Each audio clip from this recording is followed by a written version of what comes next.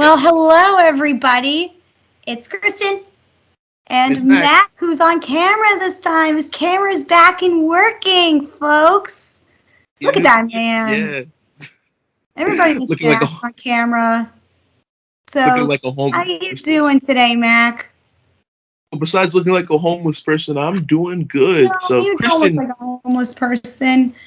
If anything, I think we look great because we have to get really enthusiastic because we have an exclusive fun episode. Once again, we are killing it with these interviews and having great. a lot of guests come on the show.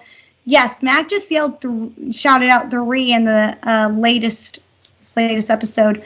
If you missed our Kathy Bates episode, please go check that out in our new film Home. However, today we're going to be talking about a new film called Tigers. It's a new sports film that is directed by Ronnie Sandahl.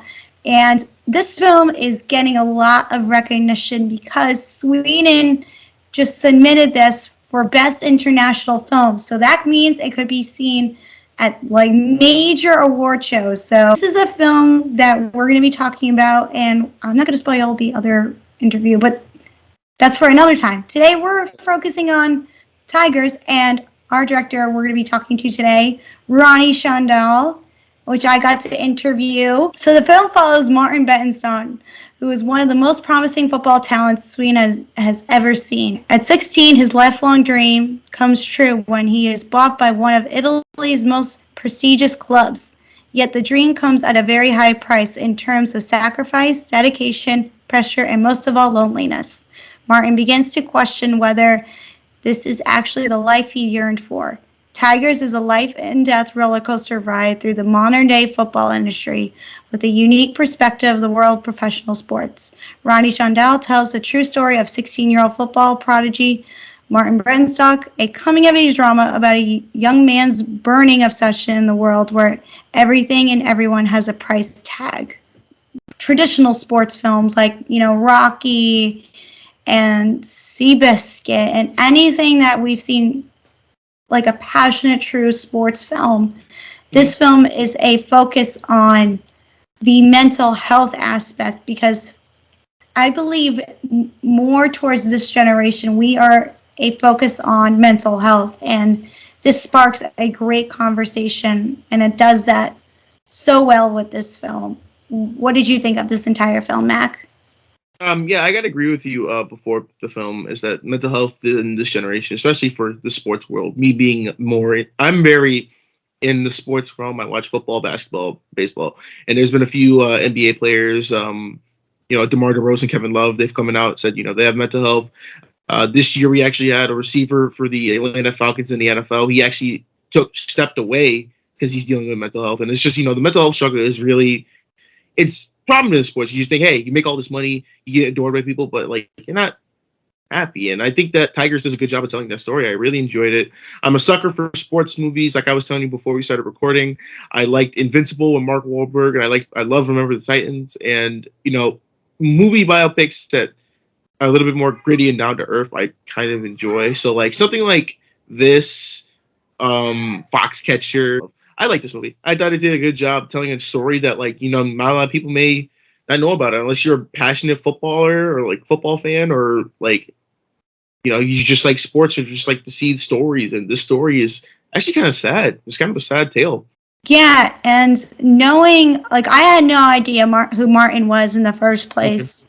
And just going into this, I thought this was going to be a traditional sports film of a young star who could make it professionally, but not mentally prepared enough, and not so much, I guess, maybe not so much prepared, but couldn't handle the lifestyle, I guess. Because not everybody is meant to be in the world of, fame and fortune. Mm-hmm. It comes like what I described in the press notes. It comes with a price tag, and you see in the film, which we all should encourage you to do, it comes with a lot of struggle, and this is more of a personal diary entry that really comes to life of what Martin had went through. Because it is based on the book written by the man himself. Like it's a like, kind of like Yes. a memoir he wrote. So it is kind of like if for source material, it's coming from the man's like own words himself, like what he went through. Yeah, he wrote about his life, and then this is just a part of what the book covers from what I got to speak with Ronnie, the director of the film. That's what he discussed, and how this was just a portion, and it gives you kind of an encouragement to learn more about Martin. And this, like I said before, I love how it sparks a conversation, and we can get through this film with a great performance with a young and up-and-coming actor named Eric Bana, who really steals the show. I haven't heard of him until I watched this film. What did you think of his performance? I thought he did a great job. He's definitely up and coming. I hope that he can take this performance and just make it roll over to other ones, because I think he kind of carried the film a bit with his acting, because he had to. It's whenever you're able to perform emotions not with words but with your faces and your eyes, I think that's a powerful performance, and he did a great job through the whole film. Absolutely. You could feel what he was feeling just by his emotions. Like, not to like flex or anything, I don't want to be like that, but didn't they submit this film for consideration at the 94th Academy Awards for Yeah, that's best why we were national mentioning that earlier. That's right. It's already won Busan International Film Festival for Flash Forward Best Film, and it was nominated for Rome Film Fest for Best Director in Ronnie. For now, go listen to our interview, which we're about to play for you right now. We do have a little clip and trailer of the film. So for now, let's play it. Enjoy. We're giving you the chance every kid dreams of. Don't throw it away.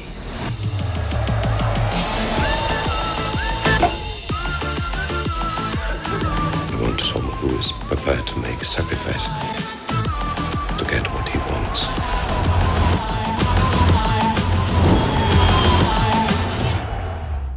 So I host the show with a friend of mine, and unfortunately he couldn't be here today. His name is Mac, and we were texting about this film last night, and we both really enjoyed it. So congratulations on your film. How does it feel to now have a much larger audience see this film now? Because you've been all over the place promoting this film. I've seen it all over social media. Thanks. Happy that you liked it to begin with. Yeah, it's amazing. I mean, you when you make a film, you want people to see it, and so in that sense, it's also it's so nice to be out here now in the US and campaigning for the film, because it's I mean, even though the film had a good festival run and won a lot of awards, it was still, it was kind of detached experience, because I was very rarely there because of COVID. Yeah. So they just called me now and then from various festivals. So I'm happy to actually meet audiences over here now, and being able to talk about the film with people. Yeah, and I love the fact, when I took away from this film the most, is that it stresses the concept of mental health. So could you please elaborate why you wanted to take on this project? Because a lot of sports films are looking at mental health nowadays, and especially, I know it's not film, but the most recent season of Ted Lasso explored a big concept of mental health. So what made you want to tell this story? It's actually been with me for a long time, quite long before anyone talked about mental health in the world of sports.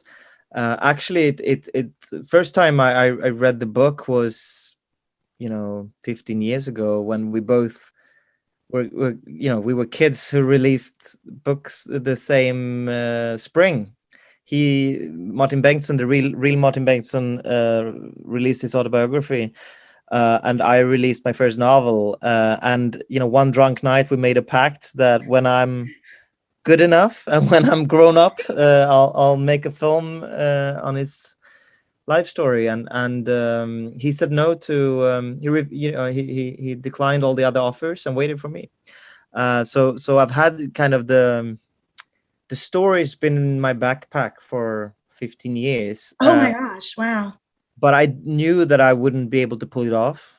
to begin with. And so I've made a couple of films before, and I knew also that it would be a complicated film to not only to finance but also to make, because it's, as you say, it's quite different from other sports movies. I mean, in a sense, it's not really a sports movie. It's a movie set in the world of sports, but it's it's not a film about winning or losing No, it's a match. It's more about winning or losing your life. So I was drawn to this world because it's, to be honest, it's an absurd world.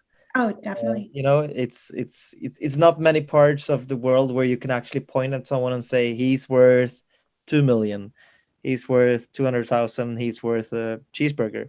That's quite rare. But in the football world or soccer world, and in a lot of different environments of sport, it's actually what you do. They have an actual number, and there were many topics in this world that attracted me, with the capitalistic view on human beings, but also the masculinity, the toxic masculinity, and then the psychological aspect of it all, as you say. Yeah, definitely. So how did you meet Martin in the first place, and how was he like bringing on to the film? Was he there on set? Because you worked collaboratively a lot with him for this project, I'm sure, adapting his book. So how was he working with him? He wanted to have like we became friends over the course of all these years that we were talking about making the film. So I had a good situation in the sense also that he was very, very generous. I mean, basically the only rule he had was, do what's best for the film. Okay, Take good. whatever liberty you want to take. Just do what's right for the film. Just stay true to the story. To the emotion of the story, the core of the story, and just make the best film possible. So I felt very free in relation to him, and he wanted to. He read the script. He came and visited on set, but he didn't really want to be more involved than that. He wanted to give me space as a filmmaker. So, and he also, the film is quite different from the book. It's really taking a very short part of the book and making it into a movie. I knew all along I wanted to concentrate on his 9 months as a professional footballer in Inter Milan. And the book is more about his whole life. So it's as often when you're taking a true story to the big screen, that you choose a certain time frame and angle and concentrate on that. Oh yeah, definitely. And I felt watching this film, it felt like a very honest, emotional coming of age story. And I love the casting, how you chose Eric as Martin in the film. And I also love the scene where he's in the car talking to his father. What was it like working with Eric and really bringing that emotional level to the film? It was fantastic to work with Eric. I mean, he's a young, very raw and talented actor, and I knew already from the first time he stepped into the audition room that he had this kind of combination of fragility and brutality and intensity that I wanted. But at the same time, I also knew that we had a big journey in front of us. I mean, first of all, he was like very skinny in terms of being an athlete. You wouldn't buy him as an athlete at that point. And he, so I brought him to a personal trainer that often, helps actors with transforming their bodies. And he had to train with him for a year, quite intense with and putting on 10 kilos of muscles, which is quite a lot, just to look like an athlete. And then he had to make a quite big character job because he's quite far away from the character. So it was basically a year of prepping together. Wow. He did a really tremendous job. And then on set, I mean, then we had rehearsed so much. We've been working so much with the character then it was more for me to kind of, I had this understanding with my colleagues in the crew that every choice we make is supposed to be character driven. It should help the main character's journey, and it should also help our actor. So we're constantly using handheld camera, and trying to really create a set environment that would give him the space to reach his absolute highest levels as an actor. Wow. So another question I have is that this is basically the sequel of a trilogy of films you are working on, correct? Because the last film audiences may have gotten to see was Underdogs. What's the next project that you are working on? Because I know it's like a series of sports-related films. Yeah, exactly. Actually, the first one was called Borg versus McEnroe, and this is the second one. And the Underdog was actually about something else. So the third one will actually be an American film.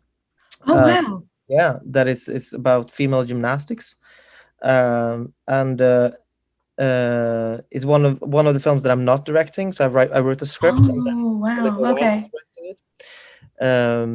So me and Olivia are working on it now, and I'm very much looking forward to see what she's gonna do with it. So it's 3 films in the world of sports: one in tennis, one in soccer, and one in gymnastics. And all of them kind of, in different countries and different angles on the world of sports, but all of them with from my pen and with Tigers, I also directed it. Mm-hmm. So based on how you are a major writer. So what writers and directors have inspired you over the course of your career that make you get up in the morning and say, oh, I want to be the next great Steven Spielberg or Martin Scorsese or the next, writer? Yeah, I mean, there are a lot of them that inspired me, but I would say there's a filmmaker from the UK, Lynn Ramsey, who made yes. last film, but she also made a couple of fantastic movies, Morven Keller and Ratcatcher, and she's been hugely inspiring for me. I think she's amazing, and I also absolutely love an American filmmaker, Derek Cianfrance. Oh, yep, familiar with him too. Those are really great directors and writers right there. So I have to ask you the main question. How did it feel when you got that news that Sweden was going to be setting this film as their big consideration? I mean, that must be a huge honor. You got to talk about that. It was amazing. I mean, I was in a meeting in London about the next film I'm hopefully directing when I got the news, because I had forgot to turn off the phone. So the meeting, it shifted from coffee to champagne. That's the best way to do it, though. Yeah. No, I'm very proud. I'm very, I'm also humble for the fact that it places the film in the company of, Ingmar Bergman and Bo Widerberg and all the big Swedish heroes. And now I'm campaigning with it over here, and it's fantastic to meet audiences and hopefully we'll be able to stay in the race a bit longer. Oh, definitely. We're going to be, my friend Mac and I really wish he was here today to talk to you too, because we both really enjoyed this film, and we're going to be rooting for it all the way through this award season. So amazing. You got some fans. I'm so happy to hear that. Thank you so much. Of course. So I just want to wrap this up and say thank you for your time, and we'll be rooting for you. Like, again, I said, all award season, and best of luck to you and your future. You got a bright future ahead of you. Thank you so much. And please say hello to your colleague from me. Will do. Thank you so much. Thank you. Cheers.